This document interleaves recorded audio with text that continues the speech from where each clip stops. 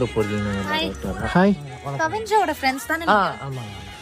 ஆக்சுவலா என் வீட்ல இருந்து அவரை மாப்பிள்ளை பார்க்க வந்திருந்தாங்க. என்னது உங்களே திரும்பி சொல்லுங்க. மாப்பிளையா? என் வீட்ல இருந்து அவரை மாப்பிள்ளை பார்க்க வந்திருந்தாங்க. அந்த அண்ணா உங்க அண்ணாவா?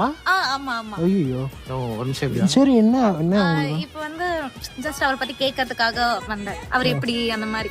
சரி அவன் தானே அவனே அவனே வரான். வருவாரு. கொஞ்ச நேரம் அவர்கிட்ட இருந்து எல்லா நீங்க இவனோட கசின் சொல்லிங்க இவங்க. என் பெரியம்மா பொண்ணு. சரி அப்படின்னு ஓகே நான் ஓகே.